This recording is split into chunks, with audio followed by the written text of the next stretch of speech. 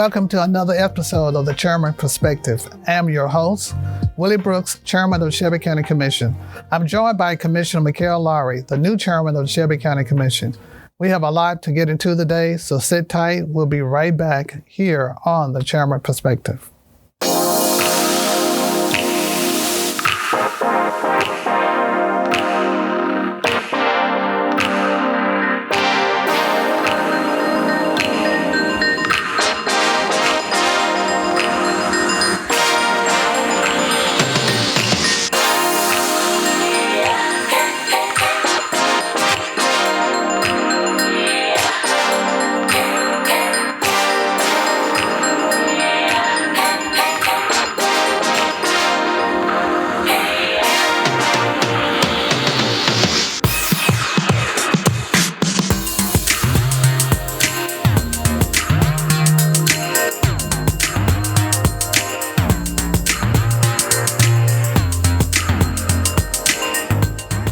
All right, this is, again, Willie Brooks, Chairman of the Shelby County Commission. I'm here today with Commissioner Mickell Lowery.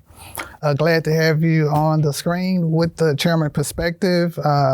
Over the last 4 years, I think I came in 2014 and did my second term in 2018. Mm-hmm. And I think that's when you came on as a commissioner, representing your district, which is District 8. District 8, and that district consists of? It consists of all of downtown, almost half of South Memphis, a little bit of North Memphis and Frazier. Yeah.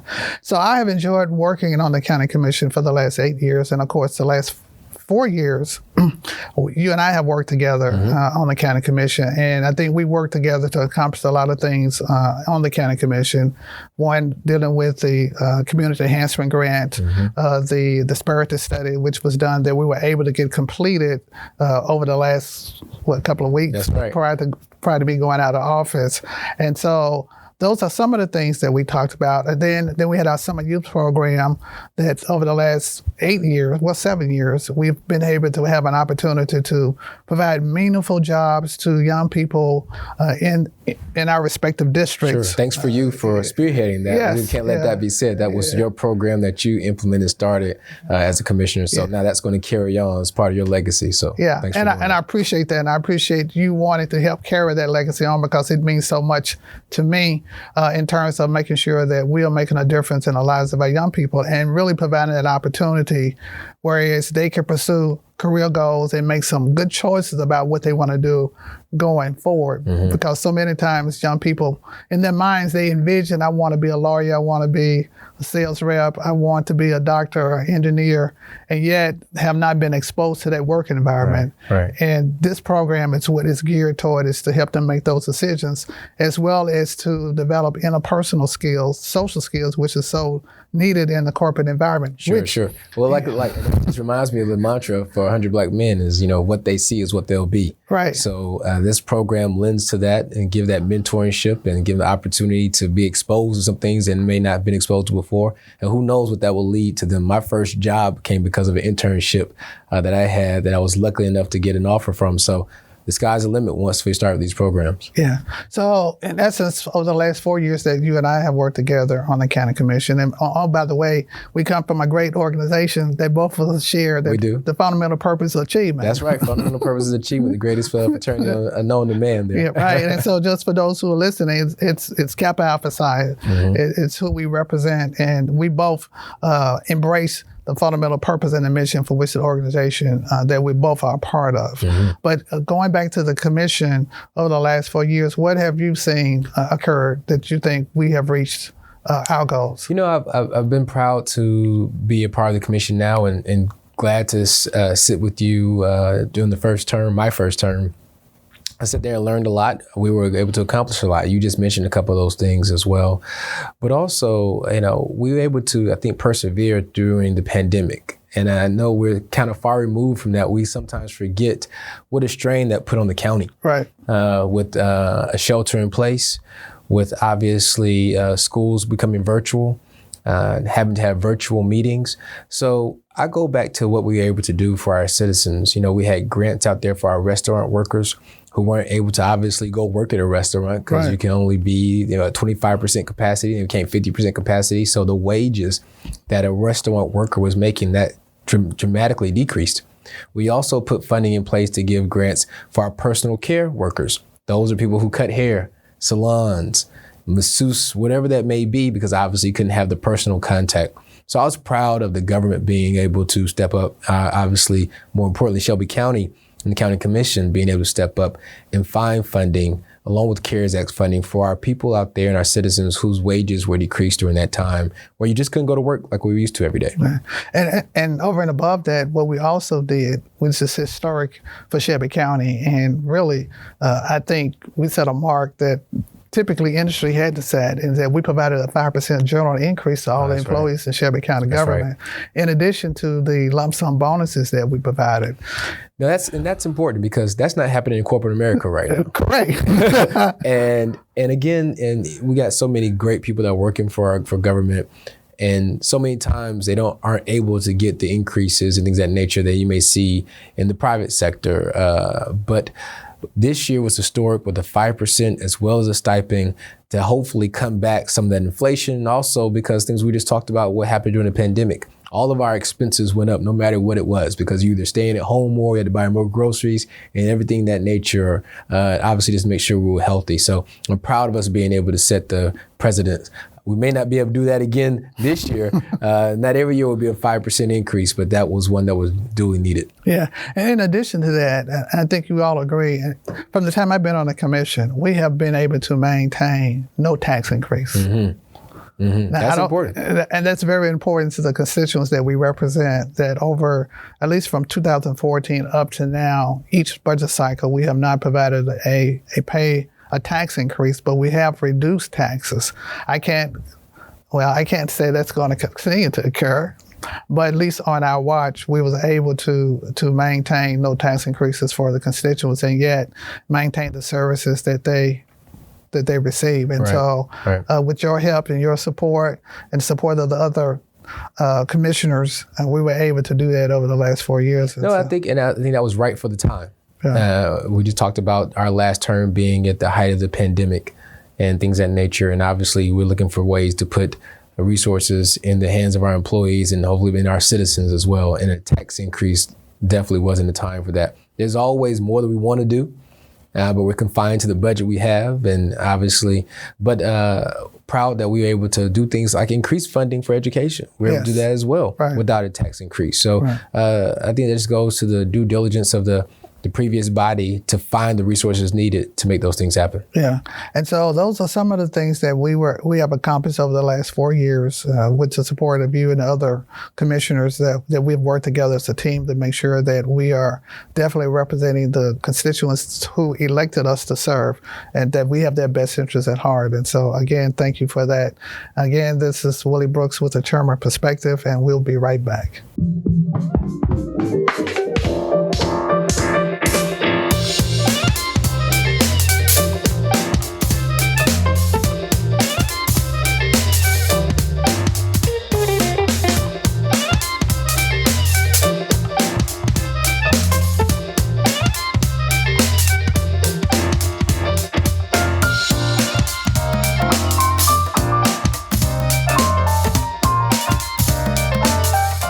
Welcome back. This is Willie Brooks, Chairman of the Shelby County Commission. I'm here with Commissioner Mickell Lowery. 2 years ago, I accepted a fellow program that deal with economic development. Mm-hmm. The challenge was I had to come up with a project, and really, I submitted an application not knowing that I was going to be selected. All right, so they selected 13 elected officials across the southern region of the country. Mm-hmm. And I was one of the 13. So it consists of mayors, commissioners, school board members. And the challenge we had was to determine whether or not to address really race discrimination or economic disparities. Mm-hmm. Given the makeup of the county commission, our county commission, we had 13 commissioners, of which 7 were Black. Mm-hmm. We have a Black county mayor. Mm-hmm. And so I looked at that and said, well, I really can't talk about race discrimination because we are policymakers. Mm-hmm. So I chose to deal with economic disparities and develop a diverse team to help me support this project. And moving forward, we came up with an ecosystem to address how we can enhance Black businesses within our community. And come next week, I will be doing a presentation to Mayor Harris as to what that is. In addition to that, what I did do was involve the 100 Black men. And through conversation with the 100 Black men, we were able, based on feedback I was getting, develop a job that now exists in the mayor administration to deal with economic development, neighborhoods and economic development. In fact, Danielle Anez is taking on that role as the director. Okay, good. And Messina is who they have hired to be the staff person. So it became a benchmark after that. And once we submit the proposal based on the feedback and the number of meetings that I had during the pandemic, which was Zoom meetings, I received a $75,000 grant. That's congratulations. And congratulations, number one, on getting selected. You said one of 13 throughout the country. That's a tremendous achievement for you to be selected there and then come up with a program that will have some substantial benefit to the citizens. Right. And so I said it because I know you chaired economic development under the county commission, and this is going to pyramid what you still support and I support is economic development in our community. So out of that, the ecosystem that came up with, we developed things that when you deal with social capital, funding, marketing, all it takes, as you well know, to develop a business, we felt there was a need and support for a Black business to have, because many times you have entrepreneurs come up with an idea, say, I want to start a business, but they don't have all of the essential resources or support, i.e. customer service skills. I'll tell you why that's vital, and then that does, even though it's economic development, it still plays a part in terms of our racial disparity, because as you know, we got studies about less than 1% of the county's resource and receipts were spent with minority-owned businesses, particularly Black-owned businesses. So developing this ecosystem for people to be able to understand how to successfully start a business, how do you navigate the red tape of government, how do you get the training and things that you need, sets them up for success, then helps us be able to spend dollars with people who are approved by this program that are ready to take on those challenges. One of the things that I discovered in doing this project was there were so many silos between county government, city, and Shelby County, as well as Black businesses. And even though we have the Black Business Association, we have the Minority Business Council, it's working with all of them. And as you well know, with Shelby County government, you have to be certified to engage and participate in the bidding process. But the other thing was being able to project out front. So knowing that the Shelby County does so much business with contracts, and knowing when those contracts expire, and being able to project out front where we can at least provide that opportunity for Black businesses to engage in that bidding process so they can be competitive and have the resources that they need to be successful. Yeah, I agree. I mean, even thinking about now with Blue Oval City coming to our community, they have a mandate of how much money they want to spend with minority, specifically Black-owned businesses. And programs like this help these companies be able to prepare not only to do business with us, but to do business with anybody. And so many times we hear, why aren't more dollars spent with minority-owned businesses?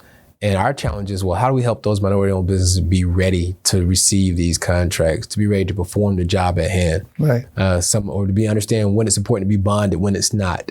It's not as easy as saying, hey, let's pick someone out of a hat and do business with them. They have to be prepared, have to be certified, have to be approved. And so hats off to you for the program, because this will help these businesses be on track, not only do business with us, but do business with anybody. Oh, absolutely.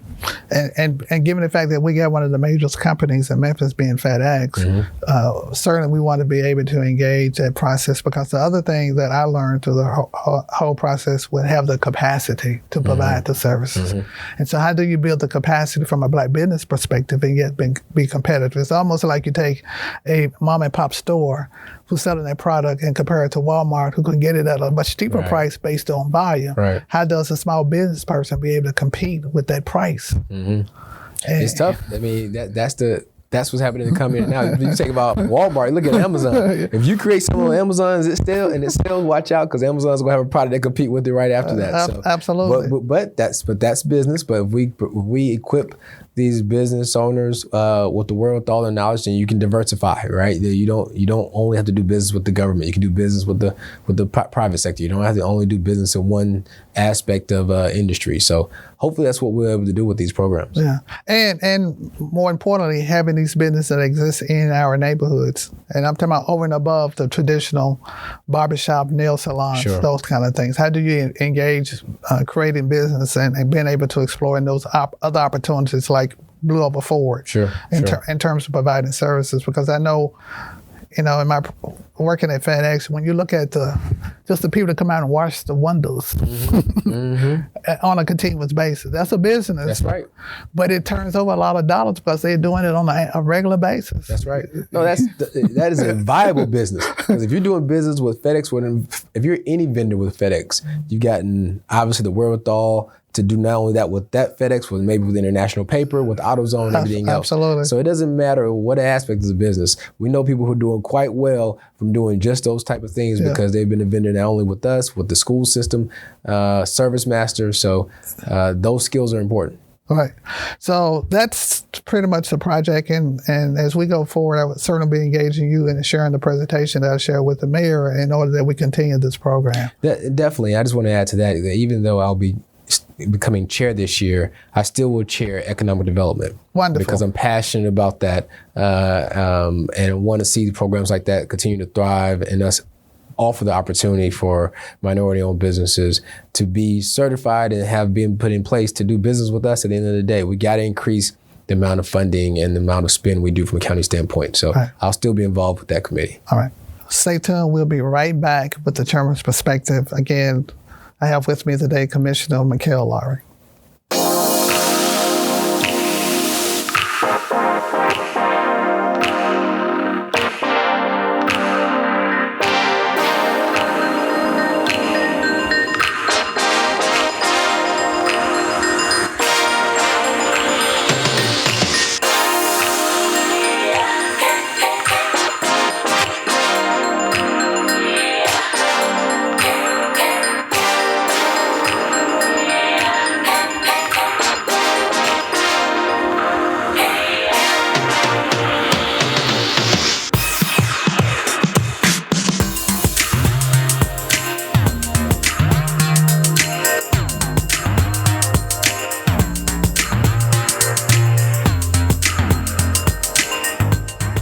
Welcome back to the Chairman's Perspective. Again, this is Willie Brooks, Chairman of the Shelby County Commission, and my guest is Commissioner Mickell Lowery. Welcome back to the Chairman's Perspective. We want to talk about some of the challenges that are facing our community at large. And I know over the last several weeks, criminal activity has gone up. Mainly, we have juveniles who are committing these activities. From what we're able to see, recently the City Council just imposed a curfew for juveniles, and hopefully that will address some of the activity. Mm-hmm. But we got another issue is how do we engage parents who should play a major role in knowing where their children are during these times that these activities are committed. Sure. And when you reflect on, or at least from what I'm hearing or seeing, is that a lot of activity occur between 10 and 3 or 4 o'clock in the morning. And you remember, there used to be a commercial. It came on and says, 10 o'clock at night, do you know where your children are? Right. I mean, it's something, but that speaks to your point about the parental involvement. And how are we in the day? How can we incentivize that? How can we make that more noticeable for our community? Because crime right now, unfortunately, has always been the issue in our community. It's gotten more national attention because of the recent crimes that we've had that have gathered that attention. But, we have to do a better job of trying to meet people where they are with these interventions. You're right, in school, then what do you do from a juvenile standpoint? Well, then what's the intervention when someone's incarcerated? What about when they're released? Those are issues that are plaguing our city right now. Yeah.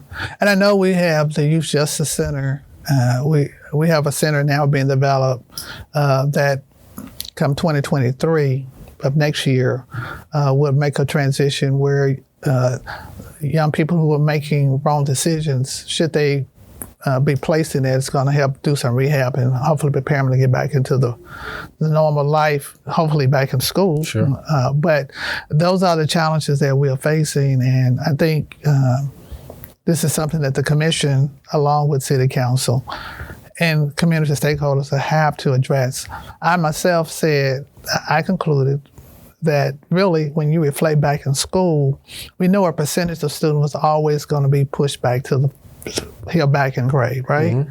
But their percentage was low in comparison to those that was moving forward. Mm-hmm. When you see the numbers of those who are making these activities increase, then it becomes a major problem, right? Mm-hmm. So then how do we address that? Because we know that a large percentage of these young people who are committing these acts are not in school. Mm-hmm. Over the years, traditionally, but my time serving on the school board and going forward, what I saw was that a large student population dropped off or dropped out of school at the 9th grade. Mm-hmm. How do we address that population? Because if they're not in school, if they're not being instilled values, because, so for me, it's been saying, well, because they live in poverty. I'm like, well, I lived in poverty. Most of us don't know what poverty is until we become adults and they say it's poverty, right? Mm-hmm. Yeah. It's a way of life. It's a way of life. But that is a reality. It's how do we collectively as a community come up with maybe some alternative forms of learning that may incentivize those young folks who aren't doing the traditional school classroom to give them a trade. Right. To show them how to make some money some other form of fashion. Because what they're doing is they're leaving school because they think they can make money on the street. Fast money on the street. That's right. And so how do we incentivize those folks to say, okay, the traditional path may not be for you, but this for you, you can have in a business. Learn this trade, learn this skill set. You can take this and have this for the rest of your life.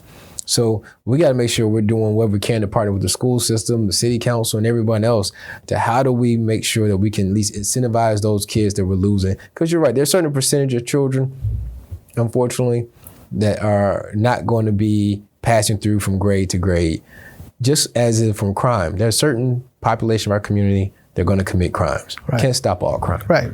But what we can do is reach those folks before they get to hopefully at adult age and show them some other patterns and processes to where they may not be incentivized to have a life of crime. Yeah. And so one way I know we have tried to address that issue is through our community enhancement grants. Mm-hmm. Because what we know is we partner with organizations to provide those kind of services. Right. Because we recognize that we're only one. And so when we partner with other organizations through our community enhancement grant program, it enables those organizations to go out there and provide the services that we probably can't do due to other occupations that we have. No, you're right. Well, again, I've said this before, government doesn't solve all problems. But right. What we can do is we can open the doors for the organizations that are doing work in the community so they can solve the problems. Right. Those folks who are working in the community, the people that know what's happening on the streets. I'll tell you something else we did that didn't get a lot of publicity, but hopefully something's going to be done with that. We allocated funding for mental health. Right. During our term, because so many of these issues are impacting us because some people were affected by trauma. Obviously, it may have some mental issues and things of that nature, and that weren't addressed or didn't have the resources at the time. So again, doesn't mean it's a silver bullet, doesn't mean it's a magic wand, but we got to make sure we're focusing on the mental health resources we have in this community to reach those that we can. Yeah, and I certainly agree with that concept. So some of the other challenges that we face is making sure that we continue to incent them to go out and get vocational training mm-hmm. in order that they to get jobs. Because one of the things that I've seen also is that the challenge of them being able to get a job and keep a job. Right. And with them not having social skills, it becomes a real challenge. Mm-hmm. And so that's very important. So those are some of the things that I think we must face as a community going forward.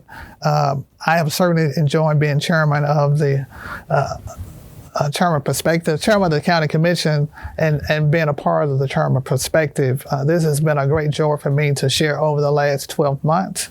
It's time for me to pass this gavel over to the new chairman, who is Chairman Mickell M, my fraternity brother, who I know is going to be doing a great job. I'm going to be there to support you. Well, likewise. So before you do that, though, we do have to say congratulations to you as well for now being our new Register of Deeds. So this is not goodbye for you. This is another job, another capacity that you'll still be working with the county commission as well as citizens to make sure that office ran to the best of its ability and have the right information as well. So congratulations to you for winning that position. Well, thank you very much. I took on that role to make sure that I stayed engaged in the process and to recognize that our whole team has been about building relationships.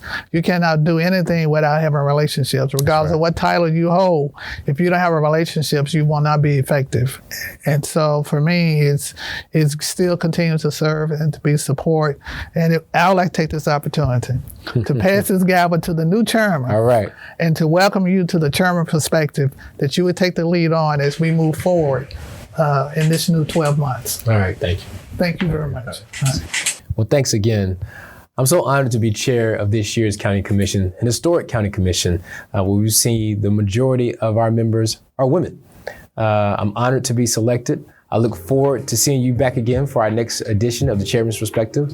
We look forward to engaging with you directly, so stay tuned for our next episode.